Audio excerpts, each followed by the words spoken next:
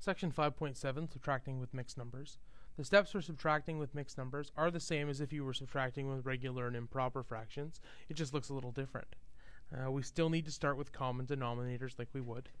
So we're going to look at this equation, 2 and 3 over 6 minus 1 and 2 over 6. They both already have a common denominator, so we can just go straight ahead and start the math. Starting with the whole numbers, you can just subtract those first. Those are regular 2 minus 1, and 2 minus 1 we know is 1. Both shapes are still cut into 6. We're not changing the size of the shapes or the number of pieces. And 3 minus 2 is 1. So 2 and 3/6 minus 1 and 2/6 equals 1 and 1/6. Again, it does get a little bit more challenging when you have different denominators. 1 and 2 over 4 minus 1 and 1 over 3.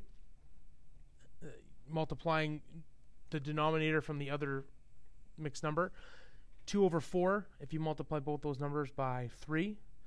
And on the opposite side, the 1 over 3, if you multiply both of those by 4, it will give you a common denominator. And in this case, the common denominator is 12. 2 times 3 is 6, 4 times 3 is 12, 1 times 4 is 4, 3 times 4 is 12.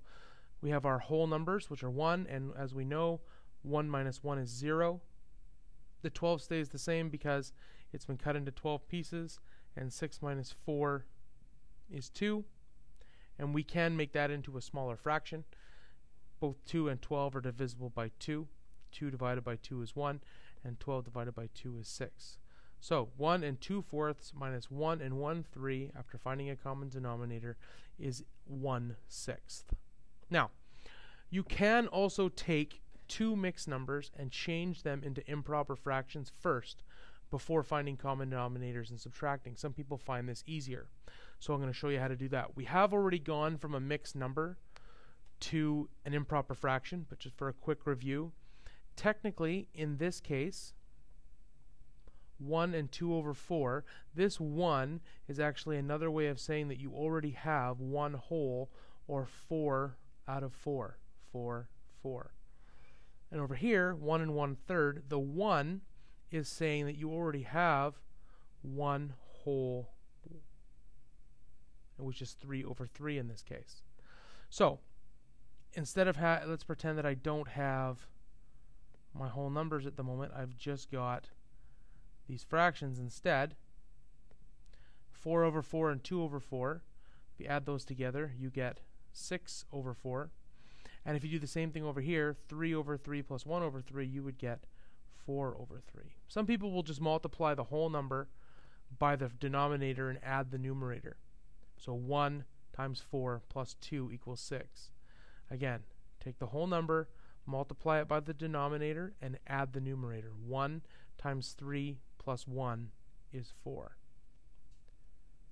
Looking at these two improper fractions now, 6 over 4 minus 4 over 3, just as we did in the last example, using the mixed numbers, we need to find a common denominator.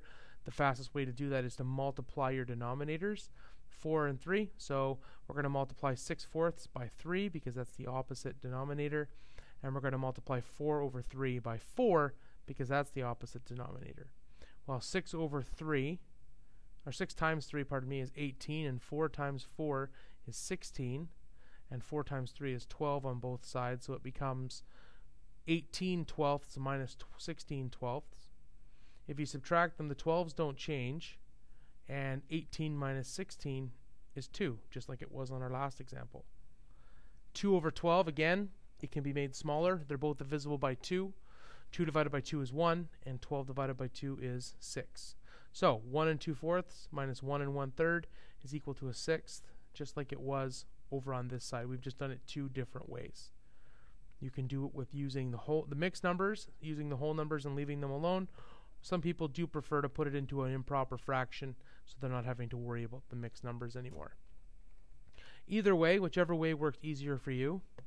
Your practice question is 4 and 5/7 minus 2 and 2/3. You can do this in the mixed number format, or you can do it as an improper fraction. Remember, when you're changing a mixed number, when a mixed number is becoming an improper fraction, you multiply the whole number by the denominator